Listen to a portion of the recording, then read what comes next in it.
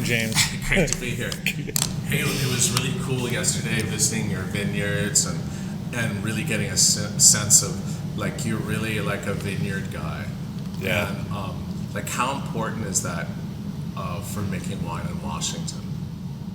The most important. It's vital to making authentic wines from the place that they come from. If you're not doing the viticulture right and you're not trying to protect the integrity of the place, then you start out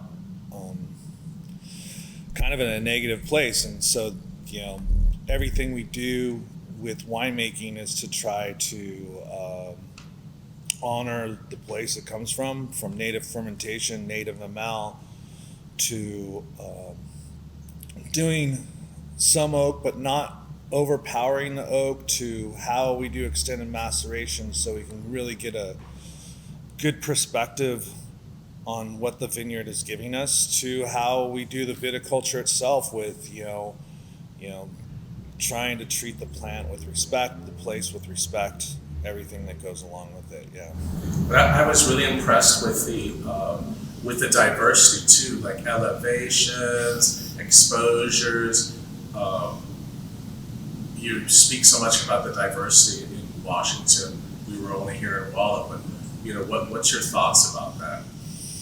I mean, Walla Walla is an amazing place and it makes amazing wines, and you have some diversity here. Yesterday we went to Klein Vineyard, which is up on a volcanic uprising, and then we went into the Rocks District, which is all cobblestone rocks, about 800 feet elevation. We went to Powerline, which is about 400, 500 feet higher with the same cobblestones, and then we went even a little bit higher than that to Phil Lane, and you can see the difference, even, which was crazy, where you had bud break in the Rocks District, and by the time we got up to Powerline and K, there was none.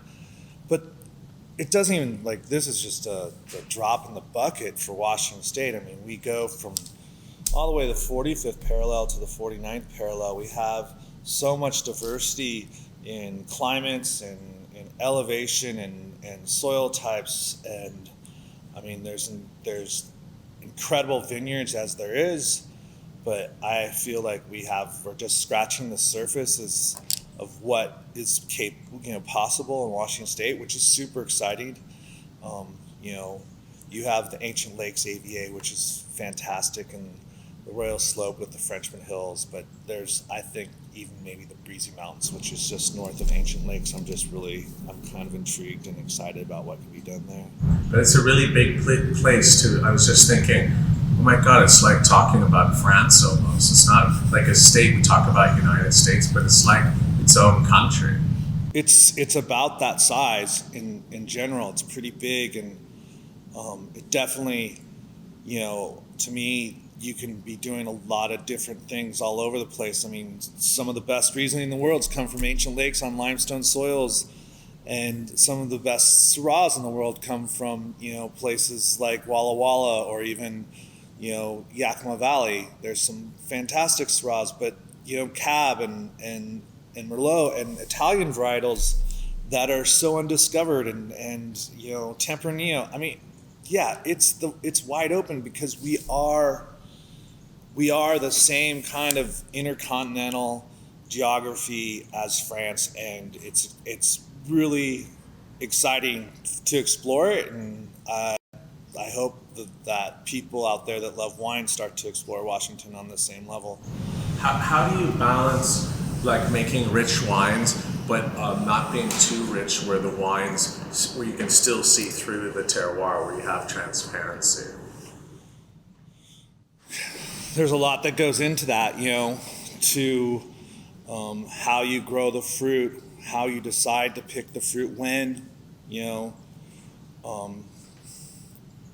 exposing the fruit too much on the vine, to what you do in the winery with, if you do commercial yeast versus native yeast, to extended maceration and picking the right place for the wine so that it expresses itself.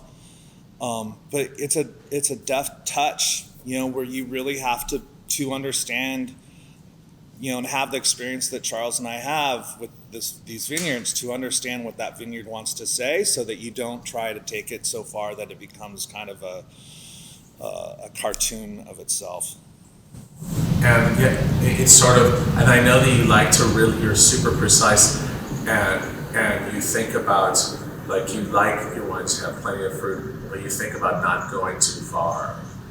Yeah, I think that complexity comes from wines that have subtle nuances within all of it, and that as you're, I mean, my favorite wines are the wines that are sitting in your glass and you're sitting talking to friends, and as you're drinking that glass of wine, you're having different experiences within every sip, and that's what Charles and I are trying to capture in the wines. So, not being afraid of what the nose might portray to you, because it's going to change, but really focusing on the balance of the palate and the finish, and how it can continue to drive and lengthen itself, so that you're getting more and more and more as you go along, that the story continues. And do you consider yourself really a specialist in Rhone varietals like Syrah, Grenache, or do you think, or that's just by chance that people really love drinking Syrah and Grenache from Washington? You make excellent wines. Well, Charles is, that's where he cut his got started, was with Rhones. I mean, he started out with Syrah, and he moved on to Grenache, and certainly it's a huge inspiration for what we do. But I think that, for me personally, what I'm known for is whites. That's what I do well. I think I do reds well too, but I think whites is where, I'm capable of really getting those nuances to this point, and the acidity and the focus, and really driving the wines to a pure level. But yeah, I love making Bordeaux's, and I love making Italian variety. I think that we're really good at all of them, which is kind of scary to other people, I think. Well, let's taste some wine. Yeah, let's do it. Thank you.